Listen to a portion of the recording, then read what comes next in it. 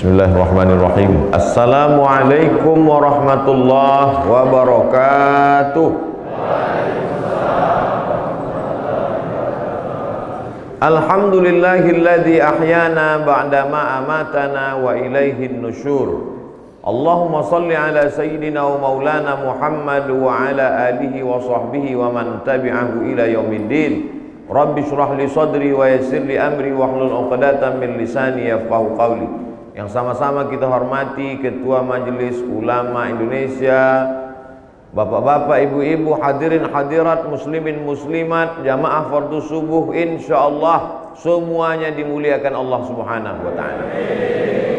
Abdul Somad datang dari Pekanbaru, Riau, Pulau Sumatera, lanjut perjalanan ke Jakarta, transit sebentar. Setelah itu sampai ke Kendari, berhenti sebentar. Sampai di Kendari lanjutkan ke Wakatobi, berhenti sebentar. Setelah selesai kembali ke negeri asal. Innalillah wa inna ilaihi. Begitulah kehidupan kita ini, bapak-bapak, ibu-ibu, hadirin hadirat yang dimuliakan Allah Subhanahu wa taala. Mampir ke alam rahim perut 9 bulan 10 hari normal. Lewat 9 bulan 10 hari sesar. Habis dari rahim singgah ke dunia 63 tahun normal. Tidak sampai umur janin keluar prematur. Terlalu tua, sakit. Mudah-mudahan semuanya sehat. 63 tahun kata Nabi, umur umatku itu baina sittina wa sab'in. Sittin 60, sab'in 70. Sedikit sekali yang melampaui usia itu kata Nabi sallallahu alaihi wasallam. Selesai dari alam dunia ini, pindah ke alam berikutnya, alam kubur. Di alam kubur berapa lama?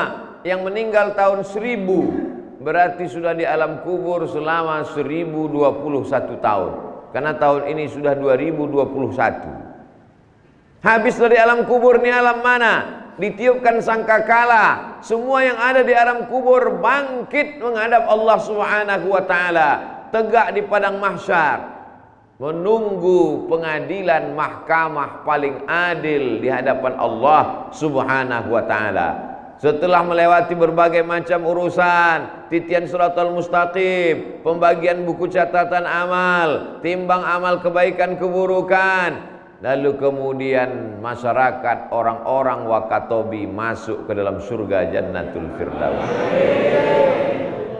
Perjalanan panjang. Di antara perjalanan panjang ini, maka ada satu tempat yang membuat orang terlupa, terlena, terlalai. Lupa dia datang dari mana dan dia akan kembali kemana, berapa lama di sini, untuk apa di sini, apa yang akan dia bawa kembali menghadap Allah Subhanahu wa taala. Maka orang yang lupa itu mesti diingatkan. Makhluk yang lupa itu, kata lupa diambil dari kata nasya. Nasya artinya lupa. Orang yang lupa itu namanya manusia. Kau siapa? Manusia. Berarti pelupa. Orang yang lupa itu mesti diingatkan. Diingatkan kapan?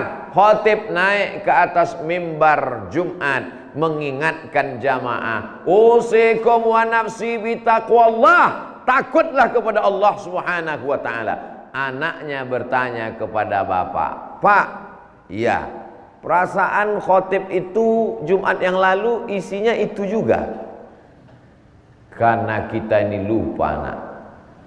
Khotib naik ke atas mimbar, rukun khutbah 5. Yang pertama memuji Allah, alhamdulillah. Yang kedua selawat kepada Rasulullah, Allahumma sholli ala sayyidina Muhammad wa ala ali Muhammad. Yang ketiga membacakan ayat ya ayyuhalladzina amanu taqullah. Yang keempat wasiat takwa, takutlah kamu kepada Allah wahai jamaah Jumat. Yang kelima mendoakan semuanya, Allahumma ighfir lil muslimina wal muslimat diulang-ulang setiap Jumat. Lupa juga diulang-ulang setiap subuh bahwa kau datang dari Allah, akan kembali kepada Allah, menghadap kepada Allah, menyembah kepada Allah.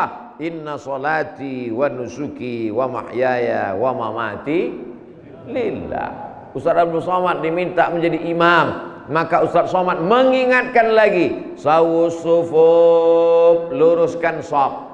Jamaah kan sudah tahu itu semua, bahwa sebelum sholat kita meluruskan shaf. Betul. Kenapa diulang-ulang? Karena kita makhluk pelupa, maka diingatkan berulang-ulang. Sepanjang pengalaman saya sholat, belum pernah ada imam yang mengatakan, jamaah tidak perlu kuingatkan lagi shaf karena kalian sudah tahu semua. Tidak ada. Kita selalu diulang-ulang. Kata pepatah orang Melayu, hafal kaji karena diulang, pasal jalan karena dilalui. Sebetulnya kita tidak pernah menghafal Al-Fatihah. Siapalah di antara kita ini yang menghafal Al-Fatihah? Tidak pernah. Kenapa kita bisa hafal Al-Fatihah? Karena sering diulang-ulang. Lagu juga begitu. Tidak pernah kita menghafal lagu. Lalu kenapa kita ingat? Siapa yang pernah menghafal lagu kebangsaan Indonesia Raya? Saya tak pernah. Kenapa bisa hafal? Dari SD diulang. Indonesia tanah airku. Begitu jugalah lagu dangdut dan lagu-lagu lainnya. Kalau bapak ibu selalu mengulang-ulangkan ayat ke telinga anak, maka teringat di kepalanya, masuk ke otaknya, bersemayam di tangkai jantungnya. Maka kalimat pertama yang diulang-ulangkan adalah, kira-kira apa kalimat pertama yang kita ulang-ulangkan ke telinga anak kita? Ketika ibu-ibu ditanya, ibu-ibu, apa kalimat pertama yang sering bapak ibu ulangkan ke telinga anak ibu? Mau tidur diulangkan, bangun tidur diulangkan. Angkat tangan seorang ibu. Apa yang ibu ulangkan? Nina Bobo. Ustaz Somad, apa yang Ustaz pertama ingatkan ke telinga anak Ustaz? Asyhadu an la ilaha illallah.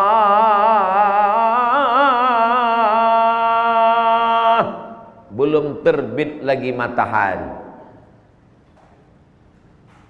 masih jam 4:15 di Pekanbaru Riau. Di Wakatobi orang udah selesai sholat subuh.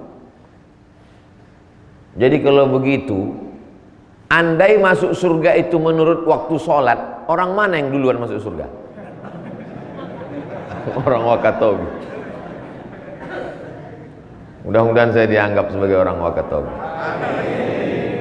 Pas masuk surganya duluan saya. Ditanya orang Riau terkejut semua. Mana Abdul Somad? Dia sudah masuk surga sama orang Wakatobi duluan. Kalimat pertama yang kita ulangkan ke anak kita adalah asyhadu an la ilaha illallah.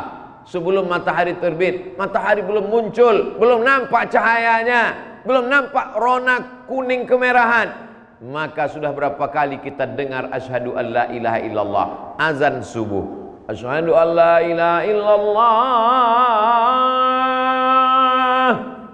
Iqamat, Allahu akbar, Allahu akbar. Asyhadu an la ilaha illallah. Diulang. Belum ada lagi orang iqamat, Allahu akbar, Allahu akbar, dan seterusnya. Tak ada. Diulangnya. Salat. At-tahiyatul mubarakatus salawatut thayyibatu lillah. Assalamu alayka ayuhan nabi wa rahmatullahi wa barakatuh. Assalamu alayna wa ala ibadillahi sholihin. Asyhadu an la ilaha illallah. Azan anak ke telinga sebelah kanan. Anak ketika lahir diazankan ke telinga sebelah kanan. Yang paling afdal mengazankan adalah ayahnya. Menetes air mata si ibu, hamil 9 bulan 10 hari, anak lahir, bapak tugas di luar kota, sudah tidak pulang sebulan, namanya Pak Toib. Siapa yang mengazankan? Kebetulan ada perawat di rumah sakit itu laki-laki. Dan dia, walaupun dia lulus dari STIKES, sekolah tinggi ilmu kesehatan, walaupun dia lulus dari sekolah perawat, dia tetap belajar agama Islam 2 SKS, 16 tatap muka. Potong pertemuan pertama, mid semester dan ujian akhir semester. Dulu bertemu dengan dosen 13 kali. Sekarang tak ketemu sama sekali. Judulnya online. Maka dia tetap pandai mengazankan. Walaupun dia bukan sarjana agama dari Fakultas Usuluddin Syariah, Tarbiyah dan Dakwah, dia tetap bisa mengazankan. Ibu jangan bersedih, anak ibu biar saya azankan. Diletakkannya kepala sebelah kiri, telinga anak di sebelah kanan. Allahu Akbar, Allahu Akbar. Itu bukan untuk azan bayi, terlalu kuat. Allahu Akbar, Allahu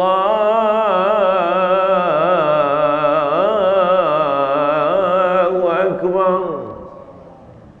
Azan untuk sholat dengan azan untuk bayi bunyinya sama. Begitu dalam hadis Sunan Tirmidzi, azan as-sholah, azan untuk bayi seperti azan sholat, tapi lantunan suaranya beda, bunyi lafaznya sama. Ini sekarang banyak salah pasang azan. Yang untuk sholat dipasangnya untuk bayi. Allahu Akbar, Allahu Akbar. Untuk bayi. Makanya yang azannya anak-anak muda. Siapa yang azan luar biasa tadi? Allahu Akbar, Allahu Akbar. Siapa yang azan? Dari Kapolres, dari Polda, dari Polsek. Begitu polisi, tentara azan, Satpol PP, anak-anak muda ke masjid semuanya ketakutan. Saudara yang dimuliakan Allah Subhanahu wa taala, maka ini adalah kalimat yang kita dengar pertama. Pernah tak Bapak Ibu mendengar ada orang ketika anak lahir dibisikkan ke telinganya, nanti ku kirim kau S3 ke Jepang, sekolah S3 perikanan. Nanti urusan masalah S1, S2, S3. Nanti masalah urusan dunia. Yang pertama kali diajarkan ke telinganya adalah la ilaha illallah. Apa tujuannya? Kalau Allah dibesarkan di dalam kepalanya, Allah besar dalam jantungnya, Allah besar dalam hatinya, maka kecil masalah hidup dunia ini di kelopak matanya. Itu yang paling penting. Yang saya katakan ini betul apa salah? Terserah, mau bilang salah juga tak apa-apa. Sekarang orang terlalu banyak melihat dunia ini terlalu besar. Kalau dunia terlalu besar, kepalanya kecil. Kepala kita ini kecil, Pak. Mau dimasukkan dunia ke sini, pecah pembuluh darah, naik diabetes mellitus, naik asam urat. Oh salah, asam urat turun ke kaki. Dunia ini kalau terlalu besar dalam pandangan matamu, jabatanmu kalau terlalu besar, demam, tak sanggup kau memikulnya. Jadi kalau begitu bagaimana Pak Ustadz? Kau besarkan Allah, kau angkat kedua tanganmu dan kau berkata Allahu Akbar. Kau ulang sekali lagi, Allahu Akbar kabira. Makanya di malam takbiran, orang yang merasa dirinya besar, amalnya banyak, Allah lebih besar. Allahu Akbar, Allahu Akbar, Allahu Akbar. La ilaha illallah wallahu akbar. Allahu akbar walillahil hamd. Menetes air mata jamaah mendengar takbir. Kenapa takbir menetes, Pak? Mengenang dosa ya, Pak? Mengenang apa, Pak? Gak bisa pulang kampung. Bukan cuman kita yang tak bisa pulang kampung, Covid pun tak bisa pulang kampung. Makanya belum pulang-pulang dia sampai sekarang. Tapi saya dapat kabar ternyata Covid tidak sampai ke Wakatobi. Kenapa tidak sampai? Andai pun sampai, dia tidak bisa mengganggu, tak berdaya apa-apa. Karena kata Pak Dokter, orang kalau imunnya kuat, maka Covid tak bisa masuk ke dalam. Covid mengintai, dia tengok mana orang yang imunnya lemah. Ditengoknya imun orang Wakatobi kuat. Kenapa kuat? Makanannya ikan segar. Kalau di Kendari ikannya baru mati sekali, kalau di Wakatobi ikannya baru mati tadi. Baru pingsan, mati sakratul maut, langsung digulai. Saudara yang dimuliakan Allah Subhanahu wa taala, dalam hidup ini yang paling besar musti Allah, maka insya Allah yang lain akan terasa ringan. Idza dhaqat 'alaika dunya, kalau terasa sempit di dunia, banyak ujian, rumah terbakar, duit hilang, usaha bangkrut, datang Covid, jatuh pariwisata, maka masih ada tempat bergantung. Siapa dia? Allah. Sekarang banyak orang bergantung kepada usaha, usahanya tumbang, Allahnya hilang. Kemana dia pergi? Narkoba, sakau, hilang kepercayaan diri. Dulu waktu masih ada jabatan kekuasaan, bangga, berjalan membusungkan dada, mendongak ke atas, hidungnya pesek, gerimis masuk ke hidung. Setelah jabatan hilang, kena penyakit post power syndrome. Dulu pintu dibukakan orang, ada supir, ada staf pribadi, pembantu di rumah sampai 10. Satu pembantu khusus memasakkan air panas, satu pembantu khusus untuk mengorekkan telinga.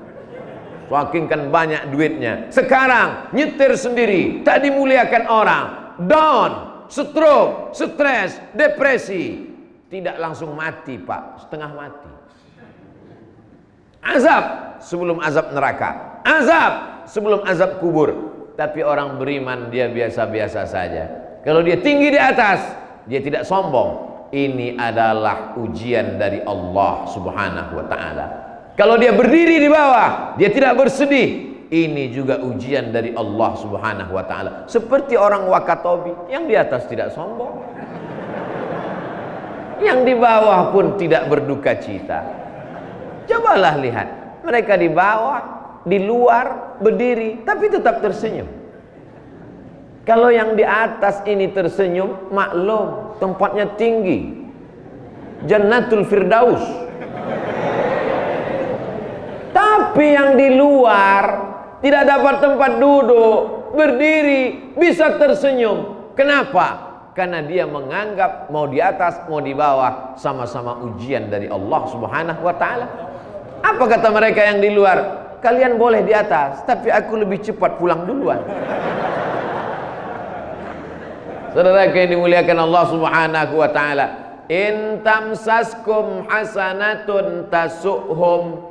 Ada orang-orang yang pikirannya sempit. Kalau kamu dapat nikmat, kalau rumahmu besar, kalau duitmu banyak, kalau mobilmu mewah, tasuhum, dia susah hati. Makanya foto saya selama di Wakatobi jangan di-share, karena saya naik mobil mahal. Itu kalau di-share foto saya selama di Wakatobi naik mobil mewah, itu banyak yang mencret, banyak yang kumat darah tingginya melihat Abdul Somad naik mobil mewah. Di mana? Wakatobi. Dia tak tahu itu punya panitia. Panitia pun tak minjam kemana. Wa in tusibukum sayyi'atun yafrahu biha. Ada jenis manusia ini, kalau kamu dapat musibah, dia senangnya bukan main. Jumpa di bank, sama-sama mau nyetor. Nyetor apa? ONH, ongkos naik haji. Mau berangkat haji ya? Iya. Siapa yang mau berangkat? Saya. Terus istri saya. Lagi anak saya. Terus mertua saya. Mati langsung. Si Anu jadi berangkat haji kemarin yang nyetor itu, dia udah koma di rumah sakit ICU. Jadi si Anu kemarin yang berangkat tidak jadi berangkat karena Covid. Sehat lagi dia. Betapa busuk hati.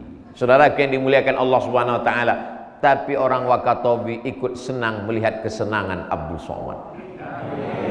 Mana buktinya? Mereka semua tersenyum. Mana buktinya? dari mulai masjid subuh kemarin, pergi saya ke pasar, pergi saya ke pelabuhan, pergi saya ke tepi pantai, semua yang saya lihat ketemu dengan saya melambaikan tangan. Kenapa mereka melambaikan tangan? Karena senyumnya tak bisa saya lihat di balik masker.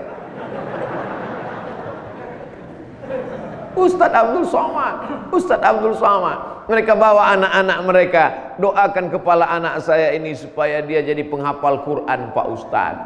Datang satu lagi bapak-bapak, doakan supaya anak saya ini Pak Ustadz supaya nanti menjadi alim ulama Pak Ustadz. Anaknya mana? Masih di dalam perut, belum keluar. Betapa masyarakat Wakatobi membesarkan Allah. Ia ingin kalam Allah, firman Allah, ayat Allah bersemayam dalam kepala anak-anaknya, sehingga nanti ketika dia mati, anak-anaknya punya pegangan. Apa yang menjadi pegangan anaknya? Waj'alhu lana imama wa nura wa huda wa rahmah. Tolong jangan ceramah saya dipotong, apalagi suaranya dihilangkan, yang diambil gambarnya saja. Waj'alhu lana imama wa nura wa huda wa rahmah. Isi ceramah Abdul Somad itu di mana? Di Wakatobi. Apa ceramah dia waktu itu? 4. Jadikan Quran sebagai imaman, pemimpin, wanuran, cahaya, wahudan, penunjuk jalan, warahmah, turun rahmat Allah ke Wakatobi karena banyak penghafal Al-Quran. Rahmat itu tergantung di atas pintu-pintu langit. Dia akan turun ke bawah. Mana yang dia lihat? Mana yang masjid ramai? Malaikat di atas melihat gelap ke bawah, tapi ada satu rumah yang terang benderang. Turun malaikat rahmat ke dalam. Malam itu terang, besok malam terang, besok malam terang, sampai akhirnya suatu malam gelap. Malaikat bertanya, kenapa rumah ini tiap malam terang, kenapa malam ini gelap? Karena yang membaca Quran di rumah itu sudah mati menghadap Allah, sehingga padam cahaya Al-Quran di dalamnya. Tapi ada satu rumah sampai hari kiamat tetap terang. Kenapa? Kemarin kakeknya, datuknya meninggal, anaknya melanjutkan, meninggal, cucunya melanjutkan. Anak-anak kecil dibawa sholat subuh berjamaah, kecil, bersembunyi di balik tiang. Kecil berada di depan. Mereka inilah yang akan menolong agama Allah. 2050 sebagian kita ini sudah mati menghadap Allah Subhanahu wa ta'ala. Bapak pikir bapak masih hidup 2050? Ibu pikir ibu masih hidup 2050? Saya masih. Ajal kita tidak tahu entah kapan. Tapi andai Abdul Somad kembali ke Pekanbaru, mati meninggal dunia, saya tak bersedih. Kenapa? Anak-anak kecil ini yang akan meramaikan sholat berjamaah. Kalau masih ada anak kecil sholat subuh berjamaah di masjid, insya Allah Masjid Wakatobi masih tetap berkumandang azan walaupun sampai 2100, 2200. Tapi dari sekarang kita didik mereka. Maulid Nabi, Isra Mi'raj, Nuzul Quran, malam tahun baru hijrah, buat acara, pengajian, tablik akbar. Setelah pengajian tablik akbar nanti, jangan pulang dulu. Jamaah sudah menduga, pasti ada makan-makan. Karena akan ada pengumuman. Berdasarkan keputusan Dewan Juri, musabaqah tilawatil azan, musabaqah imam, musabaqah khatib, maka dia siap untuk maju ke depan. Lomba azan, juara 1, juara 2, juara 3, itulah yang azan mengumandangkan, memanggil umat untuk datang meramaikan masjid. Jangan lagi muazin yang tahun 70. Itu juga lagi yang azan. Dari sejak kakek kita dia azan sampai Allah Kita sangka mic-nya rusak. Dia tidak salah, sikit pun dia tak salah.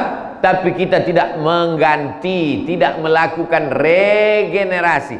Tapi alhamdulillah, beberapa hari saya di Wakatobi, saya dengar azan yang mantap-mantap. Kemarin saya dengar azan, hebat sekali. Rupanya handphone. Azan yang asli mantap juga.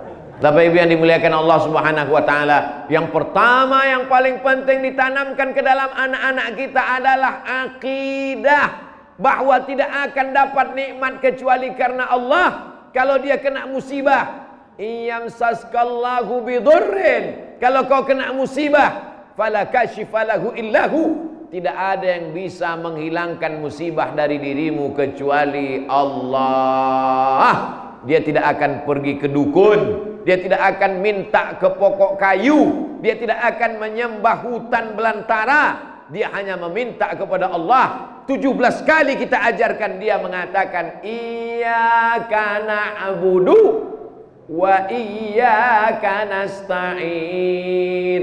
Sekarang banyak orang, dia tahu, dulu bapak saya kalau dalam masalah dia pergi ke dukun. Dulu mak saya kalau dalam masalah dia pergi ke dukun. Mati kita, dia telepon nomor dukun. Dari mana? Di handphone. Di handphone bapaknya pas dicek, dukun 1, dukun 2, dukun 3, dukun 4. Assalamualaikum Pak Dukun. Waalaikumsalam. Saya anaknya si Anu kemarin. Iya, bapakmu sering kesini memang. Nomornya masih saya simpan, kata Pak Dukun. Saya pun punya masalah juga. Silakan datang. Apa masalahmu? Ini. Kata Pak Dukun, masalahku lebih parah dari masalah kau lagi. Saudara yang dimuliakan Allah Subhanahu wa taala.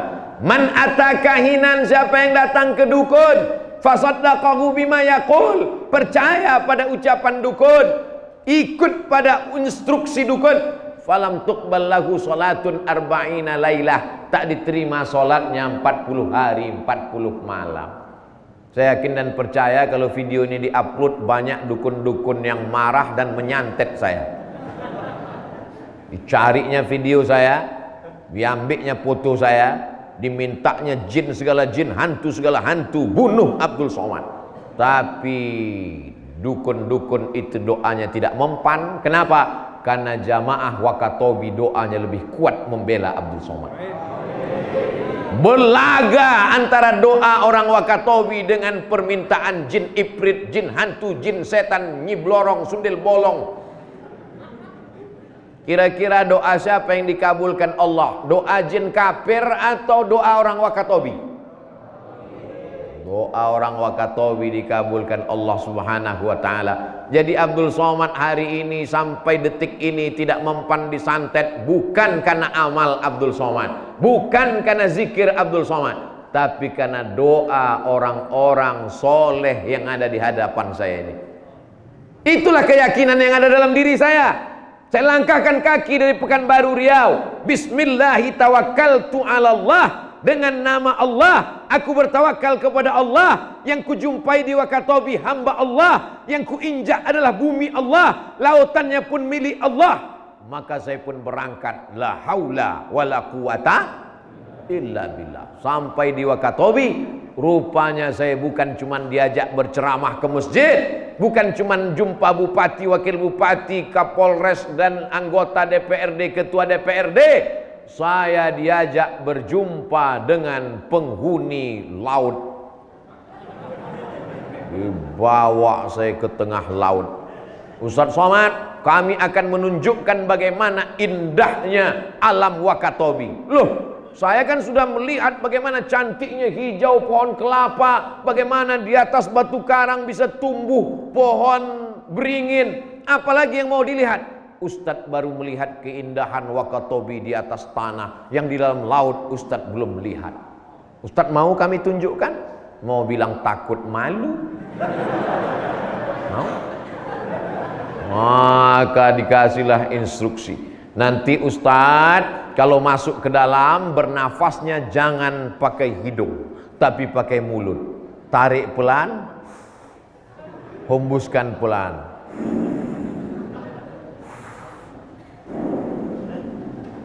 Nanti kalau airnya tiba-tiba masuk ke kacamata, Maka tarik ke atas, hembus. Kelihatan muka Ustadz sudah mulai pucat. Masyarakat Wakatobi mau menunjukkan inna fi khalqis samawati, dalam penciptaan langit, wal ardi, penciptaan bumi, penciptaan laut, bagaimana batu karang, bagaimana ikan-ikan, waqtilafil laili wan nahar, perputaran siang dan malam, la ayat. Di situ semua ada tanda-tanda kebesaran Allah. Masya Allah. Terima kasih banyak kepada orang Wakatobi yang selama ini Abdul Somad melihat tanda-tanda kebesaran Allah. Cukup mendongakkan kepala ke atas langit, nampaknya bintang ke bintang. Masya Allah, tabarakallah, subhanallah, Allahu Akbar. Selama ini kau hanya melihat ke atas Abdul Somad. Di Wakatobi kami akan tunjukkan kepada engkau tanda-tanda kebesaran Allah. Kau tidak melihat ke atas, tapi kau melihat ke bawah.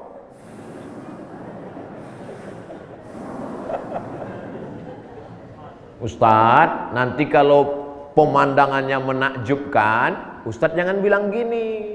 Kalau gini itu tandanya Ustadz mau naik ke atas. Jadi gimana? Kalau nampak menakjubkan, hebat, katakan begini Ustadz. Oke. Begitu nampak warna-warni batu karang, ikan-ikan, rasanya bagaimana Pak Ustadz di bawah itu? Seperti Aquaman. Pokoknya asal bertanya, gimana Ustadz? Mantap.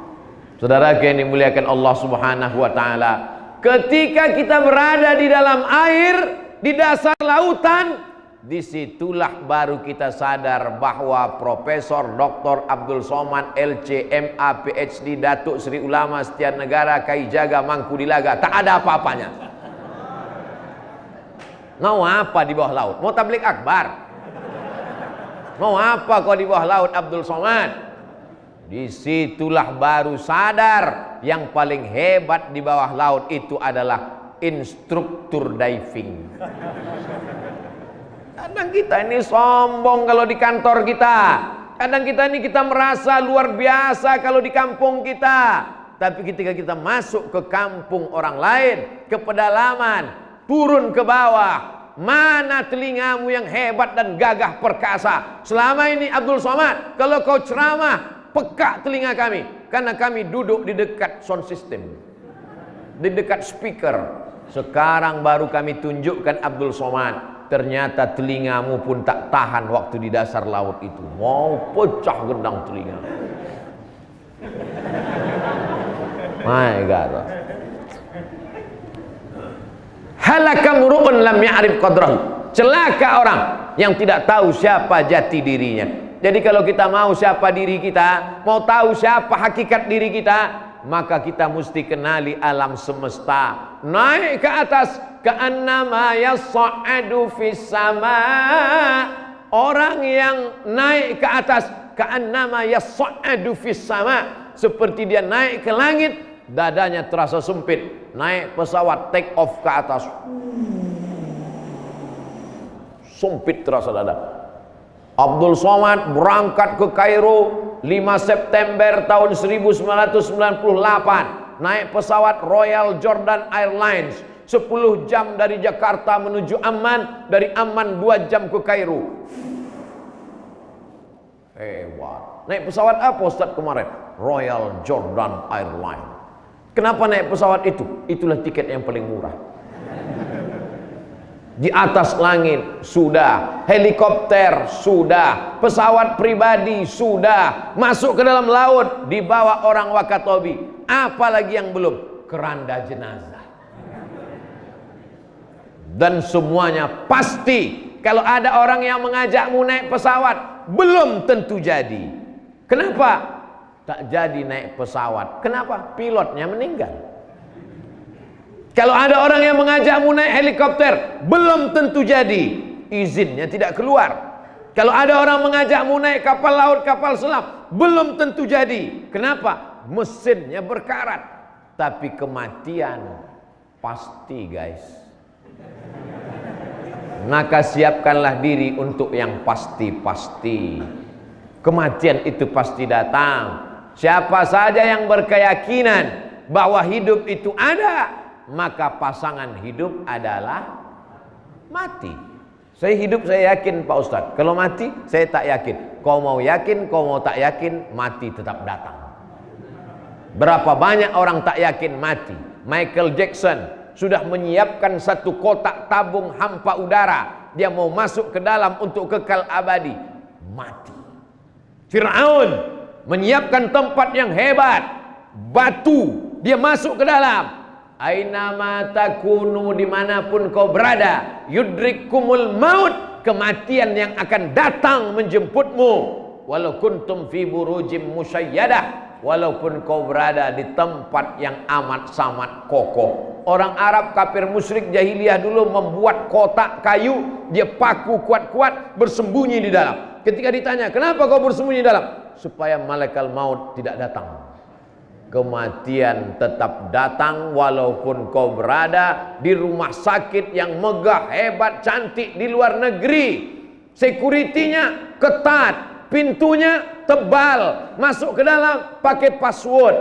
Malaikat maut tetap masuk, bebas akses, mencabut nyawamu. Kau sedang berada dalam ruangan yang hebat. Ruangan itu bernama I see you, you don't see me. Aku bisa melihatmu dan kau tak bisa melihat aku. Apakah orang yang mati itu merasa bahwa dia akan mati? Tidak. Semua orang mati itu menyangka bahwa orang lain yang mati, dia akan kekal abadi. Semua orang yang mati itu menyangka tetanggaku yang akan mati, istriku yang akan mati, anakku yang akan mati, suamiku yang akan mati, keluargaku yang akan mati. Aku akan tetap kekal abadi. Kalau bapak tidak percaya, tanyalah sama orang yang sudah mati. Semua mereka menyangka bahwa orang lainlah yang akan mati. Begitu COVID datang, menyerang orang yang sehat, menyerang orang yang segar bugar, mereka pun menyangka orang lainlah yang akan mati. Kalau dia berada berdua di rumah sakit, yang satu sakit, yang satu sakit, yang satu ini kita tanya, menurutmu siapa yang akan mati? Dia. Tapi dalam Islam kita diajarkan bahwa kita akan berhadapan dengan kematian. Datang malaikat maut bertamu ke rumah Nabi Ibrahim alaihissalam. Assalamualaikum. Waalaikumsalam. Buka pintu. Siapa? Kata Nabi Ibrahim. Malaikat maut. Coba ibu bapak bayangkan pulang dari sini, tutup pintu, mau sarapan, buat teh manis, tiba-tiba ada yang ngetuk pintu. Assalamualaikum. Waalaikumsalam. Siapa? Malaikat maut. Mada turidu? What do you want? Kamu mau apa malaikat maut?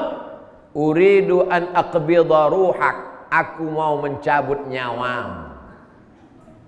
Nabi Ibrahim mentalnya kuat. Dia tidak pingsan. Dia tidak gemetar. Kita, jangankan jumpa malaikat maut, jumpa tukang kredit aja pingsan. Kau mau apa? Aku mau mencabut nyawamu. Hal yaqbidu khalilun khalilahu? Apakah ada kekasih yang sanggup mencabut nyawa kekasihnya? Nabi Ibrahim Khalilullah, kekasih Allah. Nabi Muhammad Habibullah, kesayangan Allah. Adakah kekasih yang mau mencabut nyawa kekasihnya? Dijawab sama malaikat maut. Hal yakrahu khalilun khalilahu? Adakah kekasih yang tak suka berjumpa dengan kekasihnya? Maka sesungguhnya orang kalau kasih sayang dengan Allah, dia rindu dengan kematian itu. Tapi jangan gara-gara ini lantas nanti keluar rumah tidak pakai helm. Ditanya sama istri, abang nggak pakai helm keluar rumah? Apakah ada kekasih yang takut berjumpa dengan kekasih?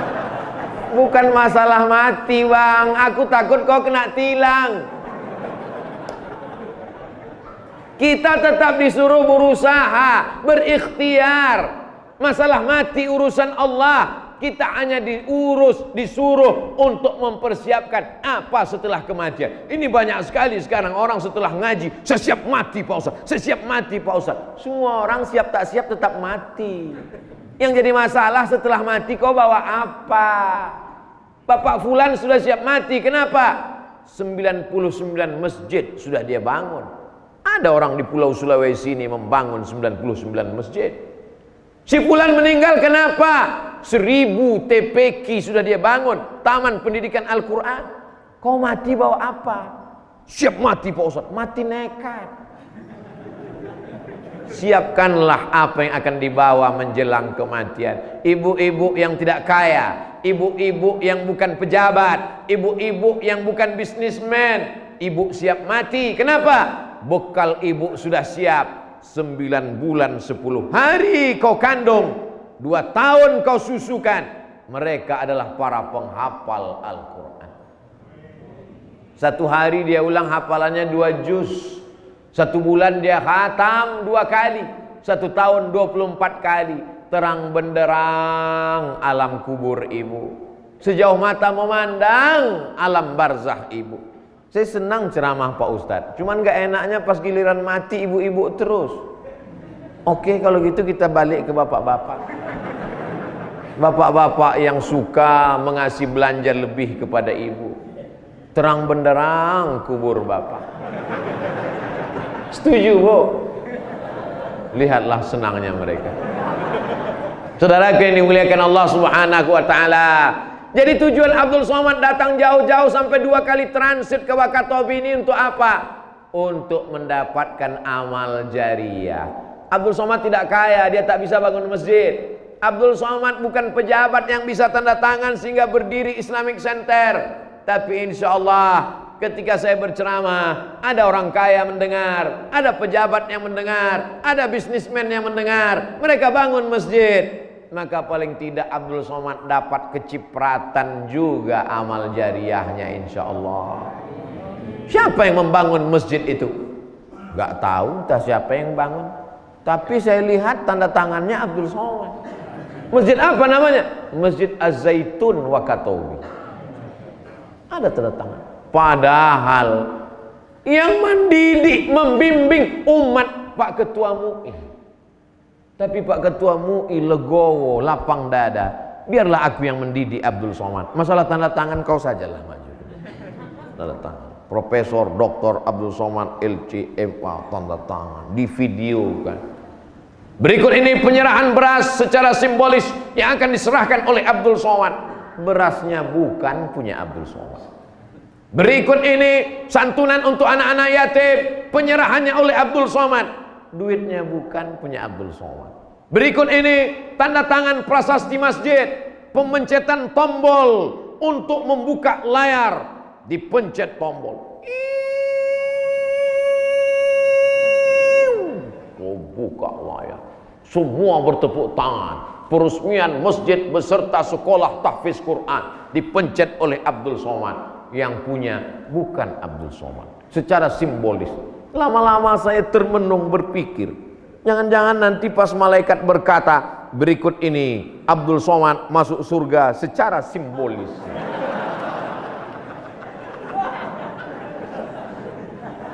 Pahala ceramahmu sudah habis Abdul Somad. Yang kau dapat hanya simbolis-simbolis saja.